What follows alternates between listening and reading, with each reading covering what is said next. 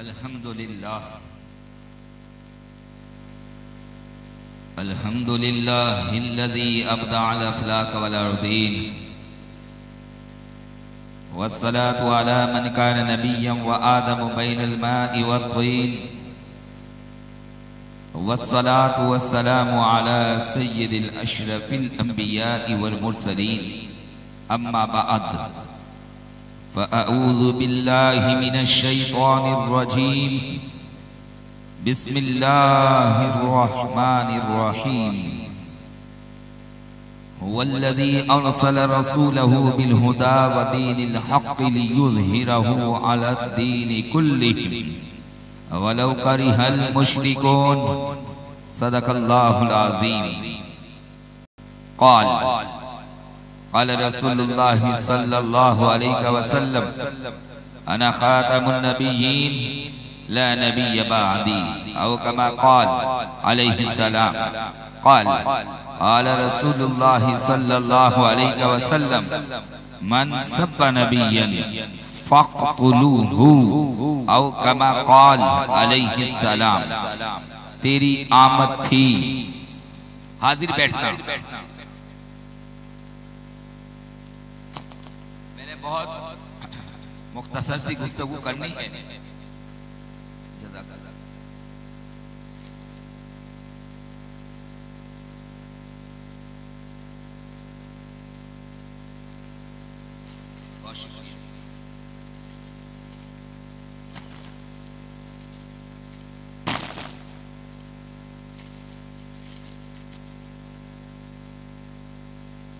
चंद minute की गुफ्तगू होगी और मेरा मकसद ये होगा गुफ्तगू का तमाम अंबिया अलैहिमुस्सलाम और हमारे नबी इमामुल अंबिया अलैहिमुस्सलाम की आमद का मकसद क्या है। इस टॉपिक पर चंद मिनट की गुफ्तगू करके हम सलातुस्सलाम और दुआ कर लेंगे इंशाअल्लाह। किसी को परेशान होने की जरूरत नहीं है। कोई भी XYZ हम खड़े हैं आपके दरमियान। बात यह है कि आप दीन को समझो। अगर दीन समझ में नहीं आया तो दीन वालों की सोहबत में आओ, बैठो, अहले इल्म की सोहबत में आओ, उलमाए मुस्तफा की सोहबत में आओ, दीन समझो। जिस दिन दीन समझ में आ जाएगा तो इंशाअल्लाह वाली न्यारे होंगे। अब मैं आपको बताने लगा हूं कि प्यारे नबी सल्लल्लाहु अलैहि वसल्लम की आमद का मकसद क्या है। जब ये आमद मुस्तफा का मकसद कुछ समझ में आएगा इंशाअल्लाह तो फिर आपका भी दिल इस बात पर जोश मारेगा। ये तमन्ना, ये ख्वाहिश, ये जुस्तजू, ये आरजू आपकी भी होगी कि काश आप बकिया जिंदगी मेरी निजामी मुस्तफा के निफाज के लिए सर्फ हो। हम जुमातुल मुबारक के दिन सलाम पढ़ते हैं, उसमें एक शेर ये भी पढ़ा जाता है, तेरी आमद थी कि बैतुल्लाह मुजरे को झुका और तेरी हैबत थी कि हर बुत थर थरा कर गिर पड़ा।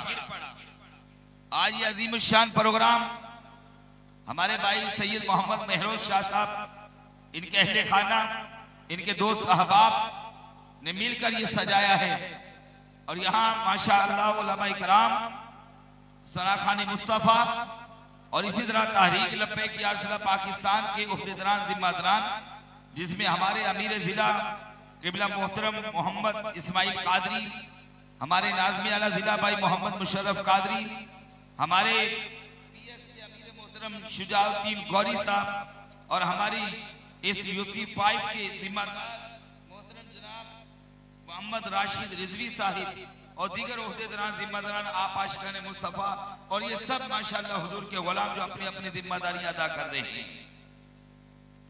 हमारा सबका मकसद क्या है? मेरी जिंदगी का मकसद तेरे दीन की सरफराजी। मैं इसीलिए मुसलमान, मैं इसीलिए नमाजी। वो शेर मैंने आपको सुनाया, या रसूल अल्लाह तेरी आमद थी कि बैतुल्लाह मुजरे को झुका, और तेरी हैबत थी कि हर वो थर थरा कर गिर पड़ा। लोग इतनी सी बात करते कि रसूलुल्लाह बड़े अमन वाले हैं, मोहब्बत वाले हैं, प्यार वाले हैं, अफ वाले हैं, दरगुजर वाले हैं। हम कहते हैं ये सारे औसाफ जानी कायनात के चमकते वजूद में मौजूद है, लेकिन मेरे नबी सल्लल्लाहु अलैहि वसल्लम गैरत वाले हैं, जंगों वाले हैं, और रसूलुल्लाह सल्लल्लाहु अलैहि वसल्लम का मुबारक अमल, आपका चमकता किरदार, आपके चमकते सहाबा का चमकता किरदार हमें क्या बताता है कि तेरी आमद थी कि बैतुल्लाह मुजरे को झुका, तेरी हैबत थी कि हर वो थर थरा कर गिर पड़ा। हुजूर तशरीफ लाए। सुबह शादी के वक्त आपके दादा जान हजरत अब्दुल मुत्तलिब रज़ियल्लाहु ताला अन्हु तवाफ़े काबा फरमा रहे हैं। क्या समा है कि काबातुल्लाह शरीफ उस सिर्फ झुक रहा है कि जो जाए विलादत मुस्तफा है, कि यानी जिस जारी रसूलुल्लाह सल्लल्लाहु अलैहि वसल्लम जिस घर में जिस मकाम पर आपकी विलादत बासआदत हो रही है, काबातुल्लाह शरीफ उस तरफ झुक रहा है। इसे इमाम ने लिखा था, तेरी आमद थी कि बैतुल्लाह मुजरे को झुका। लेकिन आगे क्या हुआ? जैसे जैसे वक्त गुजरा, नबी दो आलम सल्लल्लाहु अलैहि वसल्लम ने फरमाया, ये काबे की दीवारों के ऊपर जो बुत हैं, ये झूठे माबूद हैं, ये कोई खुदा नहीं है, खुदा एक ही है, वो वहदहु ला शरीक है। उसी को ज़ेब है कि उसकी इबादत की जाए, उसी को ज़ेब है कि उसको सजदा किया जाए। वही इज्जतों का मालिक है, वही जिल्लतों का मालिक है, वही रिज़्क़ का मालिक है, वही औलाद का मालिक है, वही हमें खिलाता है, वही हमें पिलाता है। ये मुशरिकीन मक्का के जो माबूद हैं, ये बुत, ये झूठे हैं, ये किसी नफा नुकसान के मालिक नहीं है। मगर हुआ क्या कि रसूलुल्लाह सल्लल्लाहु अलैहि वसल्लम ने उन्हें तोड़ने का हुक्म इरशाद फरमाया, मैंने पाश कर दिया जाए। सहाबा इकराम रिदवानुल्लाहि ताला अलैहिम अजमाइन ने उन बुतों को तोड़ दिया, टुकड़े टुकड़े कर दिया, पाश कर दिया, और उन्हें तोड़कर जमीन पर गिराया। न फकत जमीन पर गिराया, बल्कि साहबा ने अपने मुबारक कदमों के नीचे उन्हें रोक दिया और बता दिया सुबह क़यामत तक कि रसूलुल्लाह की आमद का मकसद ये है कि आपकी आमद के बाद अब झूठे खुदाओं की इबादत नहीं की जाएगी। ये तो पहले भी मना था, लेकिन अब हुजूर तशरीफ ले आए हैं। इस कौम को जहालत की दलदल से निकालना है, इस कौम को गुनाहों की दलदल से निकालना है, इस कौम को शिरक की दलदल से निकालना है, इस कौम को कुफर की फातियों से निकालना है, इस कौम को मुनाफिकत की तहलीजों से निकाल कर इनको नेक मुसलमान बनाना है। इस कौम को फकत एक ही जात, वो जाते बारी ताला है, उसके सामने इस कौम को सर्वसुजूद करना है। इनको पैगाम देना है कि तुम्हारा खुदा एक है, उसी को ज़ेब है कि उसकी इबादत की जाए और उसी से दुआ की जाए, उसी से तलब की जाए। वही इज्जत और जिल्लतों का मालिक है। कुलिल्लाहिल मुल्क, कुलिल्लाहिल मुल्क, वही मालिक है। बस ये पैगामे हक लेकर आप दुनिया में जलवागर हो गए। लेकिन याद रखिए हुआ क्या, हुजूर ने उन झूठे माबूदों को तोड़ा, उनके तोड़ने का हुक्म इरशाद फरमाया। दूसरा, मुशरिकीन मक्का, इनको मक्कातुल मुकर्रमा ज़ादा अल्लाहु शर्फ़ व ताज़ीमन की पाकीदा सरजमीन को इन मुशरिकीन मक्का के गंदे वजूद से इस मक्का की सरजमीन को पाक फरमाया। वो वक्त आया कि रसूलुल्लाह सल्लल्लाहु अलैहि वसल्लम ने गुलामों को इज्जत दी। आज भी लोग 1400 साल गुजरने के बाद ज़हनी तौर पर गुलाम हो चुके गुलाम, हम उन तमाम ज़हनी गुलामों को कहते हैं कि हमारे और आपके नबी दुनिया में जलवागर हो चुके हैं। अब किसी की गुलामी सिवाय मुस्तफा जाने रहमत की गुलामी के अलावा ये ज़ेब नहीं देती। अब ये जिंदाबाद वो जिंदाबाद नहीं है, अब एक ही जात है जो सुबह क़यामत तक जिंदाबाद है। सुबह क़यामत तक जिनका नारा जिंदाबाद का लगना है, अब इसका जिंदाबाद का या उसका जिंदाबाद का नारा नहीं लगेगा, अब एक ही नारा लगेगा, ताजदारे खत्म नबूवत। ये समझ लो, बस ये समझ लो कि अब जिंदाबाद का नारा एक ही है। हुजूर ने गुलामों को इज्जत बख्शी, उन्हीं गुलामों में से एक चमकते गुलाम हज़रत बिलाल हबशी रज़ी अल्लाह ताला अन्हु, तारीख शाहिद है, आपने उनको इज्जत दी।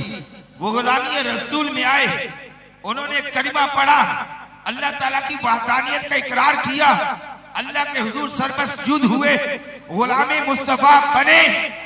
जब गुलामी रसूल में आए तो फिर जमाने ने, बेखुसूस मुशरिकीन मक्का ने अपनी आंखों से देखा कि आज इन गुलामों को इज्जत क्या मिल रही है। हमें किसी के दर से इज्जत नहीं मिल सकती, हमें जब भी इज्जत मिलेगी वो दरे मुस्तफा सल्लल्लाहु अलैहि वसल्लम से मिलेगी। गुलामा ने मुस्तफा की तरफ हमें आना होगा, दरे मुस्तफा की जानिब हमें आना होगा, सहाबा के दर पर हमें आना होगा, पहले बेटे अतहार के दर पर हमें आना होगा। अलगज़ जो हुजूर के उशाक है, उन उशाक की सफों में हमें आना होगा, हमें इस्लाम के परचम को उठाना होगा, हमें कलमा-ए हक बुलंद करना होगा और हमें जालिम को जालिम कहना होगा और हमें मजलूम का साथ देना होगा और हमें कुरान के अहकामात पर अमल पैरा होना होगा और हमें किसी की तारीफ नहीं, हमें तारीफे मुस्तफा करनी होगी। हमें किसी का डर खौफ नहीं, अपने रब के डर और खौफ को दिल में जगह देनी होगी और हमें खुदा और उसके रसूल के दुश्मनों के सामने सीना सबर होकर के खड़ा होना होगा। अगर ये किरदार हमारा बन गया तो इंशाअल्लाह हमारी दुनिया भी अच्छी होगी और हमारी आखिरत भी अच्छी।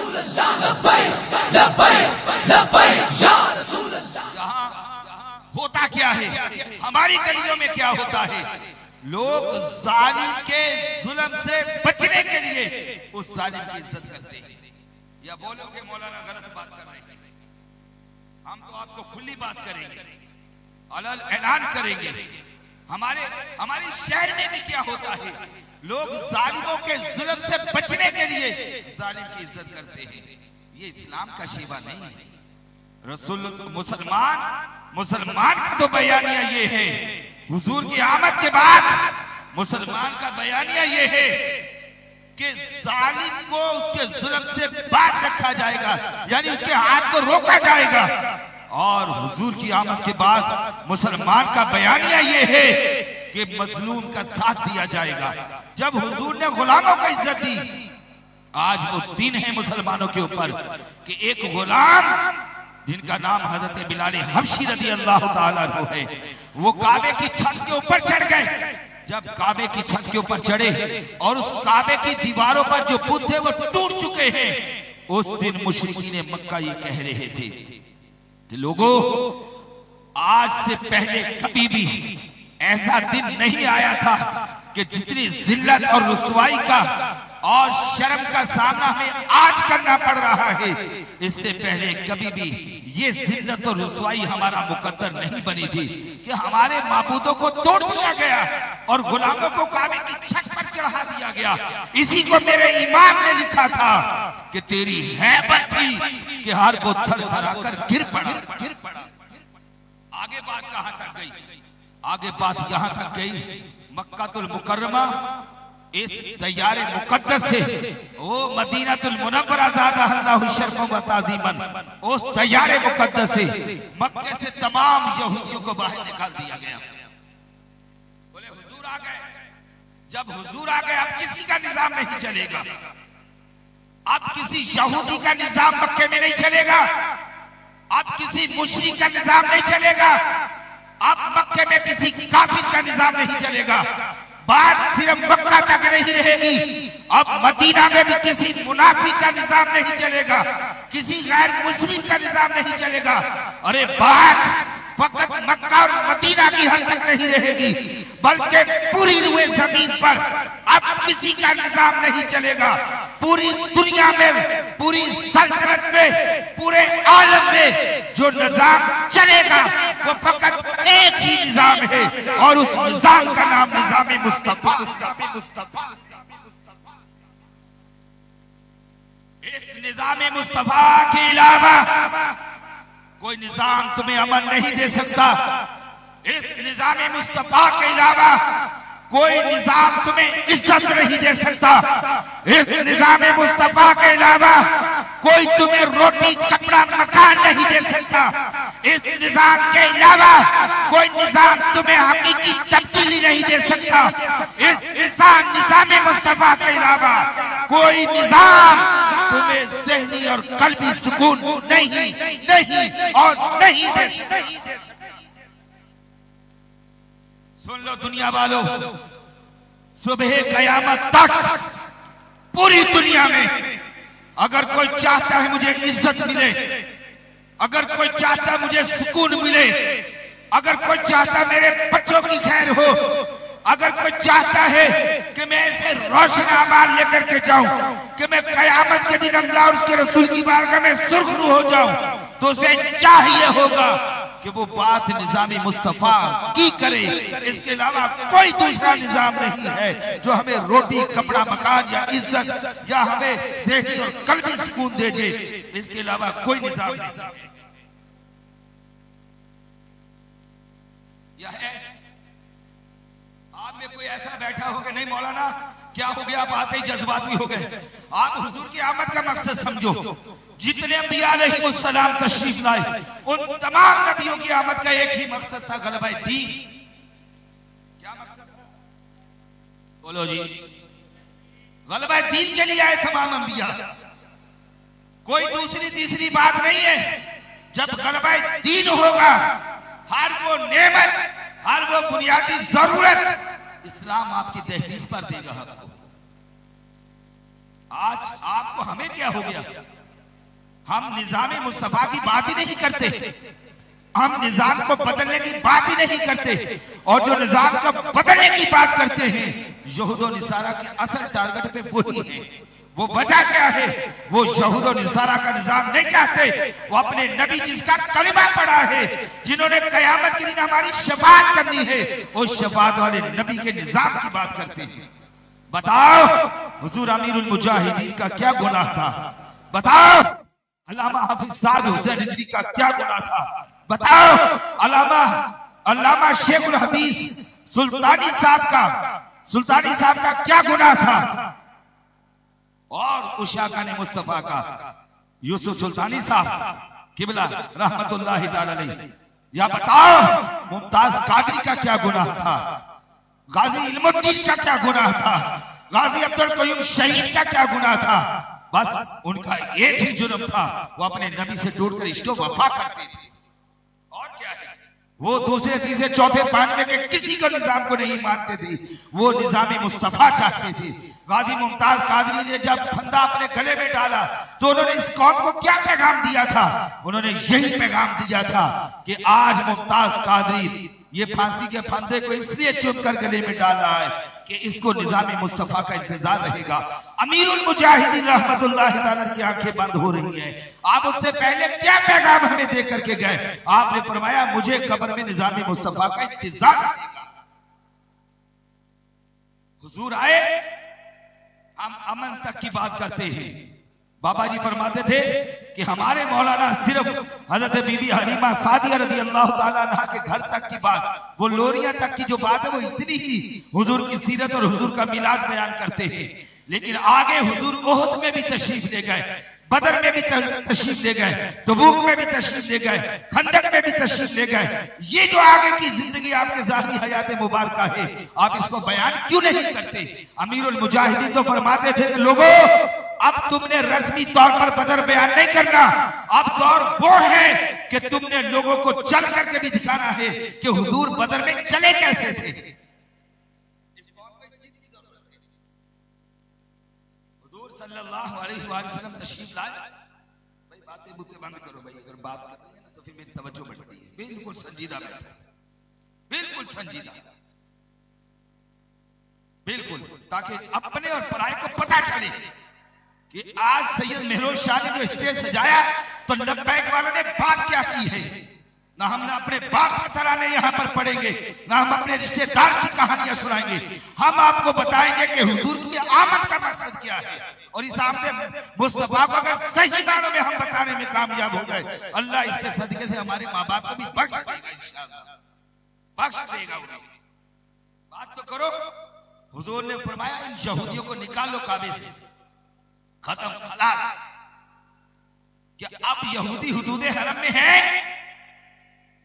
हालांकि बड़ा पुरफितन दौर है, मगर यहूदियों की जुर्रत नहीं है कि वो हुदूदे हरम में हो। आज भी यहूदी हुदूदे हरम में नहीं, सुबह कयामत तक के लिए इनको निकाल दिया गया कि अब यहूदियों को हुदूदे हरम में आने की इजाजत नहीं है। ये हुजूर की आमद का मकसद। क्या आप यहूदियों को मदीनातुर रसूल ज़ादहल्लाहु शर्फ़ व ताज़ीमन और चमकते हरम शरीफ के इनको इजाजत है? इनको इजाजत नहीं है। और कोई अगर ले जाए तो उसकी मुआशरे में, जमाने में उसकी कोई इज्जत नहीं है। वो ऐसे ही जलील होगा जैसे कल बैकरी के ऊपर कादी फाइज ईसा जलील जलील और जलील हो रहा। ये कोई जज्बाती बातें नहीं है। बाबा जी ने हमारी तरबियत ये फरमाई है, फरमाया जिसने दीन के साथ टक्कर दी है। हम इसलिए डंके की चोट पर हर स्टेज पर बात करते हैं। ना ये कोई हमारी जिंदगियों के मालिक हैं, ना ये कोई हमारे रिज़्क़ के मालिक हैं, और ना ही ये हमारी इज्जतों के मालिक है। हमें मालूम है हमारी जिंदगी का, इज्जत का और रिज़्क़ का मालिक हमारा रब है। जब हमारा रब है तो बात वो होगी कि जो बात करने का हक है। हुजूर अमीरुल मुजाहिदीन रहमतुल्लाहि तआला अलैहि ने फरमाया था कि जिसने भी दीन से टक्कर ली है वो दुनिया में जलील जरूर हुआ है। अबू जहल ने टक्कर ली थी, कामयाब हो गया। बोलो जी, फिरौन, नमरूद, चलते आ जो सारे जितने भी हैं, मुसलमान कज़्ज़ाब, नहीं हुआ ना? नहीं हुआ। सलमान तासीर नहीं हुआ। कोई भी गुस्ताख, ये अभी आजकल वो मकतबा देवबंद का वो मौलवी, मिल गई इज्जत उसको, उसने बेअदबी की ना हुजूर की शान में, बेअदबी की। मैं बहुत मोहताज लफ्ज बोल रहा हूं, लेकिन ये बेअदबी का लफ्ज भी हल्का लफ्ज नहीं है। मैं इस माना में बोल रहा हूं, मैं कुफर की बात नहीं कर रहा हूं, मैं बेअदबी की बात कर रहा हूं। वो हुजूर की बारगाह में बेअदबी हो जाए, करे, बेअदब हो जाए, 2-2, 3-3, 4-4 बार आकर रुजू करे, कितने ही वीडियो पैगाम जारी कर दे, अपनी सफाइयां पेश कर दे, इज्जत नहीं। मिल गई इज्जत? नहीं नहीं नहीं, बिल्कुल भी नहीं।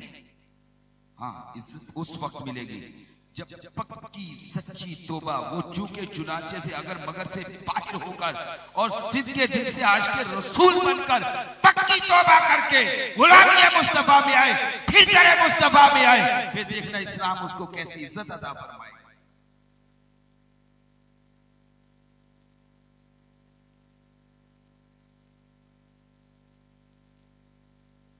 ये जलसा सुनने प्यारे भाई, बिठाओ फिर, जिंदाबाद, अहलन व सहलन मरहबा। आइए सुनो आप भी, सुभान अल्लाह, तवज्जो पूरी रखना। मैं बातें पूरी बस मुकम्मल करने वाला हूं। आप एंड में आपसे पूछ लूंगा आपको कि मौलाना ने सही बात की इंशाअल्लाह। इनको निकाल, अल्लाह ने कुरान में ये फरमाया, हुवल्लज़ी अरसला रसूलहु बिल हुदा व दीनिल हक़्क़ि लियुज़हिरहु अला दीनि कुल्लिही। यानी इस आयत का मफ़हूम ये है कि रसूलुल्लाह के दीन को रूए जमीन पर गालिब कर दो। रसूलुल्लाह के दीन को रूए जमीन पर गालिब कर दो। अच्छा भैया, रसूलुल्लाह के दीन को गालिब करेंगे हम जब हिंदुओं को कहेंगे, ईसाइयों को कहेंगे, यहूदियों को कहेंगे, काफिरों को कहेंगे, और तरह तरह के जो पारसी होंगे, बुत परस्त होंगे, ये सब को जब तहलिया इन लोगों से जब हम बात करेंगे कि ओए खबरदार, हमारे नबी सल्लल्लाहु अलैहि वसल्लम की इज्जत और ताज़ीम करो और अल्लाह तबारक व तआला की वहदानियत का इकरार करो, रसूलुल्लाह की रिसालत का, आपकी खत्म नबूवत का इकरार करो और कलिमा तय्यबा पढ़ो, ला इलाहा इल्लल्लाह मुहम्मदुर रसूलुल्लाह। तो इन काफिरों को बुरा लगे या नहीं लगेगा? इनको बहुत बुरा लगे जब हम कहेंगे तुमने जिनको अपना माबूद बना रखा है, खुदा बना रखा है, वो तुम्हारे खुदा नहीं है, तो इनको बहुत बुरा लगेगा। कुरान कहता है वलौ करिहल मुशरिकून, और फरमाया इनको कितना ही बुरा क्यों ना लगे, बस तुम्हारी जिम्मेदारी है कि तुम रसूलुल्लाह के दीन को गाली करो।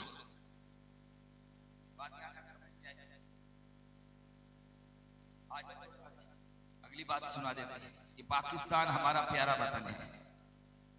इस पाकिस्तान से हमें जितना प्यार है ना अहले सुन्नत को, सुन्नियों को जितना प्यार है, मैं नहीं समझता कि दूसरे को इस दर्जे का प्यार है। इसलिए कि हमारे बुजुर्गों का एक बहुत बड़ा हिस्सा है, हमारे उलमा का, हमारे अकाबिरीन का, उनकी बड़ी कुर्बानी, उनकी बड़ी जिद्दोजहद इसके पीछे, पाकिस्तान बनाने में, पाकिस्तान का नारा लगाने में, कलमा इल हक बुलंद करने में, कुर्बानियां देने में, हिजरत करने में और बहुत सारी बातों में अहले सुन्नत व जमात का बहुत बड़ा किरदार है। जब उनका चमकता किरदार है तो हमारे हर सुन्नी सही अकीदा आलिम को और उनके जो भी मुत्तबईन उन तमाम को अपने वतन अजीज पाकिस्तान से प्यार है, और इतना प्यार है कि हम कहते हैं खूने दिल दे के निखारेंगे रुखे भर के गुलाब, हमने गुलशन के तहफ्फुज़ की कसम खाई है। हमारे वतन की तरफ कोई मैली आंख से नहीं देख सकता। जितनी गरज बरज के साथ अमीरुल मुजाहिदीन ने ललकार लगाई है और अपने वतन की सरहदों के लिए, अपने वतन की सरहदों पर खड़े पहरेदारों के लिए जो अमीरुल मुजाहिदीन ने आवाज बुलंद फरमाई है, आप सब जानते। 14 अगस्त पूरे पाकिस्तान में सड़कों पर जितनी शान और शौकत के साथ तहरीक लब्बैक पाकिस्तान मनाती है वो रिकॉर्ड पर मौजूद है। मेरा ये दावा है इस स्टेज पर कि हमसे बड़ा कोई जलसा जुलूस नहीं करता 14 अगस्त को। क्यों? इसलिए हम मुहिब्बे वतन हैं, हमें पता है कि वतन कितनी बड़ी नेमत है। मगर सवाल ये है कि 77 बरस पाकिस्तान को बने हुए हो गए। आखिरी बातें मिली, कितने बरस हो गए? 77 बरस।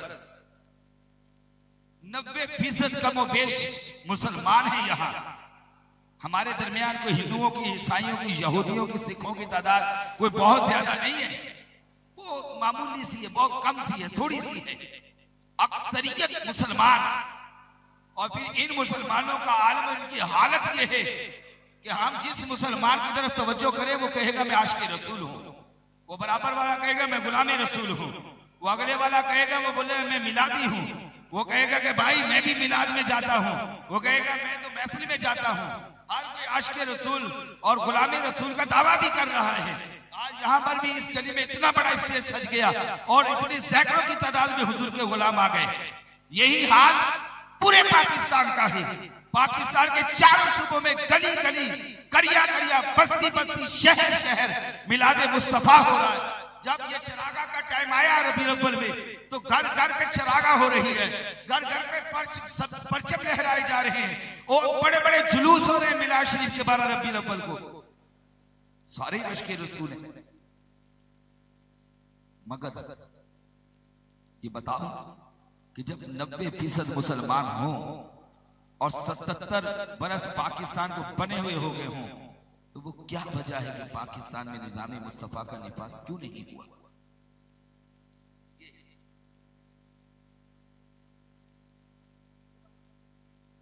नहीं है ना? वो क्या वजह है शाह साहब, क्या वजह है? सारे आशिक़ रसूल, आप भी बोले मैं आशिक़ रसूल, ये सिक्योरिटी वाले भाई भी बोलेंगे आशिक़ रसूल। अपना पराया सरकारी दफ्तरों में देख लो, सारे बोलेंगे आशिक़ रसूल। सियासतदानों को देख लो, वैसे तो वो कभी कभी बोलते हैं जब उनके ऊपर मुश्किल वक्त आता है, फिर वो कहते हैं हम भी आशिक़ रसूल, लेकिन वो भी कहते हैं हम आशिक़ रसूल हैं। हम भी सब कहते हैं हम आशिक़ रसूल हैं।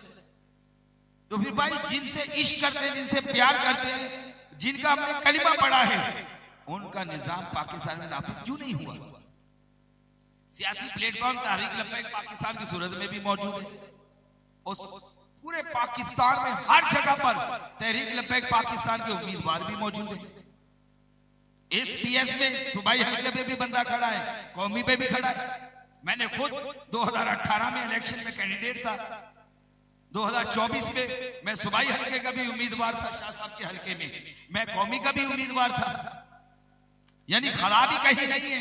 आप बोले कि भाई कोई हमें उम्मीदवार नहीं मिल रहा, ये हमारे नादिमी आला साहब इन सब ने बड़ी मेहनत की अपने पूरे जिले में। अगर मैं कहूं एक सीट भी खाली नहीं छोड़ी, ना सूबाई की ना कौमी के, जिसके ऊपर हमारा उम्मीदवार ना हो। और वो उम्मीदवार का नारा भी यही है कि मैं गुलामी रसूल हूं, आज के रसूल निजामी मुस्तफा के लिए आया हूं। तो फिर क्या वजह है कि पाकिस्तान में निजामी मुस्तफा क्यों नहीं? आखिरी बात, उसकी बुनियादी वजह है कि हमने अपने हिस्से का काम उस तरह नहीं किया जिस तरह करना चाहिए। हम आपको यार ये कैसी बात कर दी मौलाना ने, तवज्जो से सुनना बात है कि आज हमारी पार्लियामेंट में निजामी मुस्तफा है नहीं।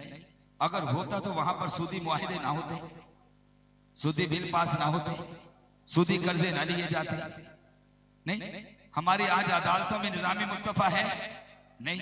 अगर होता तो वहां पर फिर बिल्कुल अदल और इंसाफ मिलता।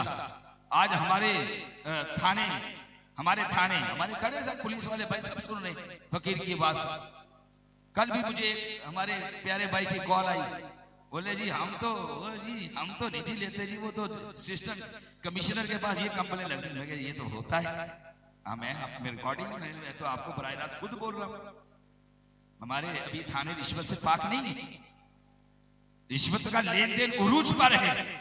अगर निजामे मुस्तफा होता तो क्या रिश्वत का लेन देन वहां होता? हमारी अदालतों में क्या झूठी गवाही 2-2, 300 रुपए में सेल आउट होती? हमारे स्कूल, कॉलेज, यूनिवर्सिटीज में हमारे मुल्क की बेटियां, हमारे वतन की बहनें बेटियां, क्या वो आइस का नशा करती? ये गैरतमंद ही पूछ सकता है। बेगैरत जो होगा ना, वो और नाच गाने का प्रोग्राम महफिल सजा देगा वहां जाकर। मगर जो गैरतमंद, जो गुलाम मुस्तफा होगा, वो पूछेगा कि अगर निजाम मुस्तफा होता तो फिर पाकिस्तान की यूनिवर्सिटियों के अंदर हमारी बहनें, हमारी बेटियां, जो कौम की बेटियां हैं, वो आइस का नशा ना करती। और आ जाओ, आपके बाजारों में आ जाओ, अगर निजाम मुस्तफा होता तो क्या हमारे बाजारों में मिलावट होती, धोखा होता, नाप तोल में कमी होती, झूठ बोला जाता, झूठी कस्में उठाई जाती, ऐसे बेचा अपने माल की तारीफ की जाती, किसी के साथ गबन किया जाता, महंगे चावलों में सस्ते चावल शामिल करके उनको सेल आउट किया जाता, क्या मुर्दार को फरोख्त किया जाता, या क्या गोश्त को पानी का प्रेशर मारकर वजन बढ़ाकर बेचा जाता? नहीं होता। दीन जब तख्त पर था, जब निजाम मुस्तफा था, तो शाह साहब उस वक्त सैयदना फारूक आज़म अपना दुर्रा लेकर मदीना के बाजार में खड़े हो जाते। आप फरमाते, लोगों जिनको खरीदो फरोख्त के मसाइल नहीं आते, वो हमारे बाजार में कदम ना रखे। लेकिन ये सारा समाज जो है ये बेबहार हो चुका है, बेरंगत हो चुका है।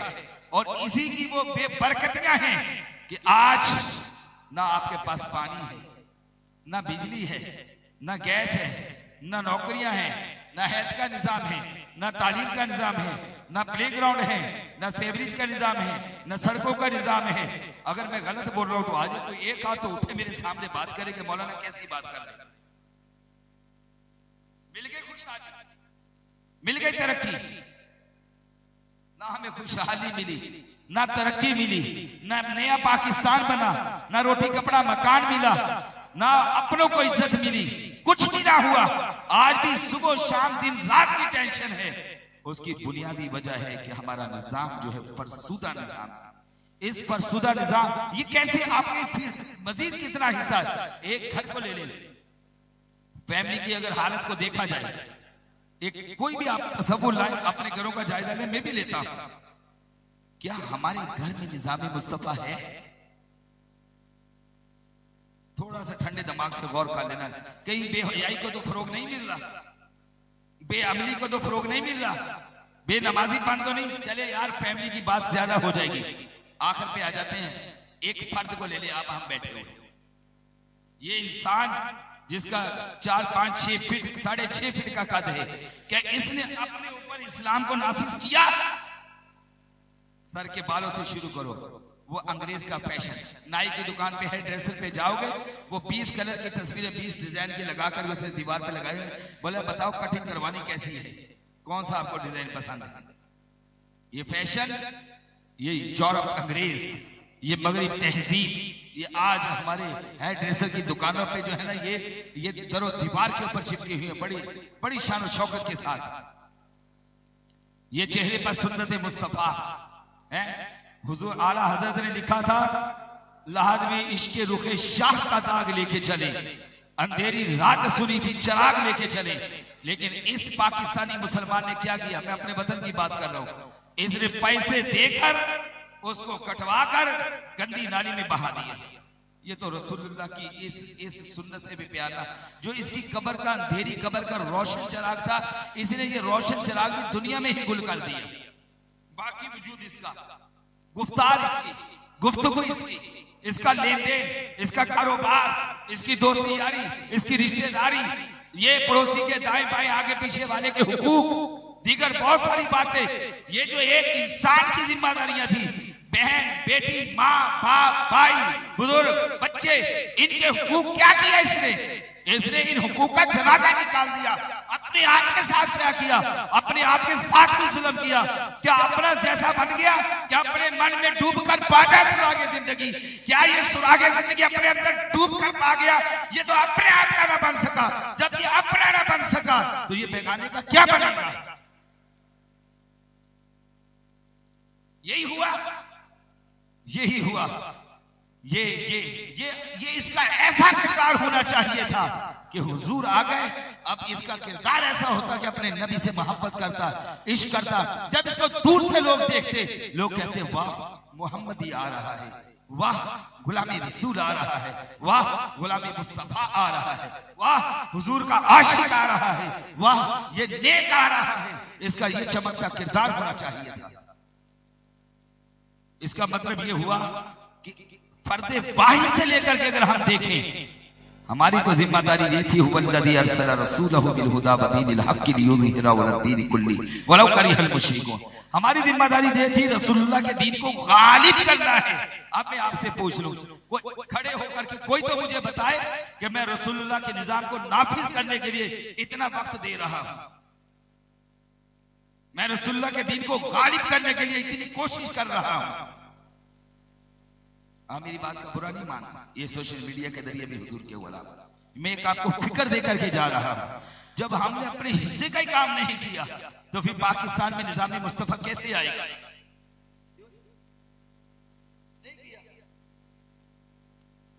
तहरीक का नाम, तहरीक का क्या है, ये दो नाथ खानों ने सुनाया, ना बिकने वाले, ना झुकने वाले, ना डरने वाले, ना दबने वाले। ये पूरे पाकिस्तान में जितनी भी सियासी जमातें हैं उनमें फकत एक ही है कि जिसको ये ज़ेब देता है कि वो ये बात करे, ना झुकने वाले, ना दबने वाले, ना डरने वाले, ना बिकने वाले। वो कौन है, वो निज़ाम मुस्तफा के दाई हैं, तहरीक लब्बैक या रसूल पाकिस्तान वाले। हमने भी इलेक्शन लड़े, ये खड़ा हमारा किरदार आपके सामने।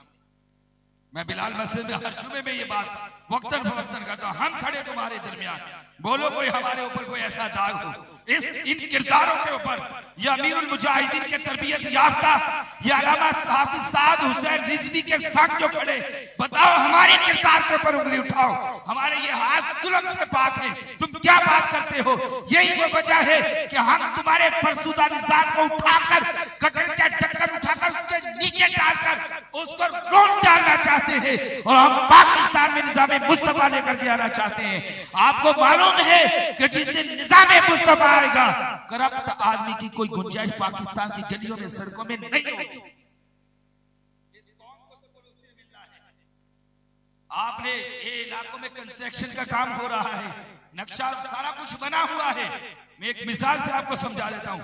ओ भाई, आपने जमा पूंजी पूरी उम्र भर की जमा करके आप गए, आपने एक प्लॉट खरीद लिया, अब उसका नक्शा पास होने का वक्त है, अब उसके ऊपर तामीर करनी है। जाकर के अफसर साहब के पास बैठे कि साहिब मैं मकान तामीर करना चाहता हूँ, काम आपका परमिशन चाहिए। बोले हो जाएगा परमिशन। बोले क्या करना है। बोले आपको कुछ भी नहीं करना, सिर्फ हमारी टेबल के नीचे से हाथ थोड़ा सा लंबा करना। आपको वो हाथ लंबा करना आप समझते हो, रिश्वत या मुझे बताओ कौन से हमारे इदारे ऐसे बाकी रह गए जिसमें रिश्वत नहीं है, जिसमें सूद नहीं है। तो जब ये सारा निजाम हमारा ऐसा बना तो भाई हमें ला करके इन्होंने इस हालत में खड़ा कर दिया। आप अगर चाहते हो, वाकई चाहते हो कि हमारी जो है वो हकीकत में खुशहाली, तरक्की, कामयाबी, ज़हनी कल्बी सुकून मुयस्सर आए, हम भी चैन की नींद सो जाए, आराम करें और दिन और रात हमारे अच्छे सुकून के बसर हो, तो उसके लिए आपको निज़ाम मुस्तफ़ा के लिए कोशिश करनी होगी। और ये हमारी जिम्मेदारी भी। निज़ाम मुस्तफ़ा आएगा इंशाअल्लाह। हज़रत उमर बिन अब्दुल अजीज, बात पूरी हो गई मेरी। हज़रत उमर बिन अब्दुल अजीज रज़ी अल्लाह ताला अन्हु, बेटा बैठ जाओ, मैं आपको मेरी तबीयत का भी मालूम है, मैं पसंद ही नहीं करता बातचीत करने को।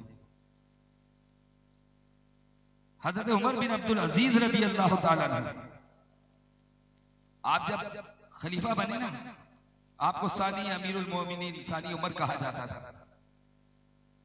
तो आप खुतबा देने के लिए आए मिंबर पर। उसके बाद लोगों ने कहा, हुजूर आपके लिए शाही सवारियां बाहर खड़ी हुई, आप आए, अब शाही सवारियों पर बैठ करके आप अपने घर जाएंगे। आपने फरमाया, लोगों सुन लो, उमर बिन अब्दुल अजीज अपने कदमों पर चलकर आया था और अब अपने कदमों पर चलकर घर वापस जाएगा। चाहिए आपको ये निजाम? मुझे ये अभी तारुफ करवा रहे थे, ये नाज़िम आला कराची डिवीजन है। हम फकीरों की भी यही हालत है, अल्लाह की रहमत से हमें खैरात मिली है उस तरह से। हम बाइक पे सफर करके आपके जलसा करने आ गए। यही मैं पूरा शहर बाइक पे घूमता हूँ, पूरा शहर। अभी मैं औरंगी टाउन में जलसा किया बाइक पे जाकर, दूसरे जलसे में यहाँ शिरकत की आपके, तीसरा जलसा मेरा रात का ये है। कल मेरा दोपहर में चुनूबी में है, शाम को मिलीर में है, फिर रात को बस्ती में है, फिर उसके बाद जिला कोरंगी में है। मगर बाकी सवारी नेमत है। जब अल्लाह पाक कोई नेमत अता फरमाए तो अल्लाह का शुक्र भी अदा करना चाहिए। मगर मैं एक बात करता हूँ, दीन के साथ चलोगे ना, दीन। हजरत अबू बकर सिद्दीक रज़ी अल्लाह ताला फरमाया, लोगों जब आपने पहला खुतबा इरशाद फरमाया, लोगों सुन लो, जब तक मैं सीधा चलूँ ना तो मेरी इताअत करना। ये आजिज़ी के अल्फाज थे ये, लेकिन आपने कौम से ये खिताब फरमाया था, लोगों जब तक मैं सीधा चलूं तो मेरी इताअत करना, और अगर मैं टेढ़ा हो जाऊं तो मुझे सीधा कर देना। ये हमारे अमीरुल मोमिनीन हजरत अबू बकर सिद्दीक रज़ी अल्लाह ताला का पहला खुतबा है जब आप अमीरुल मोमिनीन बने। और हमारे अमीरुल मुजाहिदीन अल्लामा खादिम हुसैन रिज़वी रहमतुल्लाह ताला अलैह कितनी सादा जिंदगी बसर फरमाई, सादा जिंदगी। आप फरमाते थे इन सियासतदानों में सबसे सस्ता खाना जिसका ना, वो अल्लामा खादिम हुसैन रिज़वी रहमतुल्लाह ताला अलैह फरमाया, मैं 10 रुपए में अपना पेट भर लेता हूँ। अचार की डिब्बियां मेरी गाड़ी में रखी हुई है, रोटी मैं वहां से मंगवा लेता हूँ और मैं खा लेता हूँ बस। जब हटो बच्चों की कहानी है, ऐशो इशरत, हटो बच्चों, प्रोटोकॉल, तो फिर भाई इस कौम को कुछ नहीं मिलने वाला। अब बात करेंगे तो बात की तय से बात निकलेगी, बात बहुत दूर पहुंच जाएगी। बस उठो निजाम मुस्तफा के लिए। कौन हुजूर के निजाम के लिए बात करेगा भाई दिल से? वो मैं कोई आपसे वादा भी नहीं ले रहा हूँ, सच्ची बात है, क्योंकि वादा खिलाफी टूटेगा ना तो फिर गुनाहगारी भी होगी। लेकिन नीयत अच्छी, ऐसे सीने बिल्कुल मैं निजाम मुस्तफा के लिए खड़ा हूं। खड़े निजाम मुस्तफा के लिए, खड़े निजाम मुस्तफा के लिए, खड़े हैं निजाम मुस्तफा के लिए। लब्बैक, ये रिशा जी चलेगा, चलाओ नारा लब्बैक का।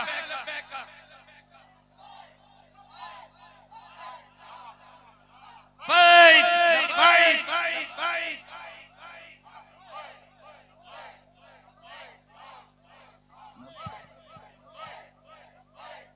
अल्लाह आपके जज्बों को सलामत रखे, बस यही चाहिए। अब सलातो सलाम गालिबन और इसके बाद दुआ है।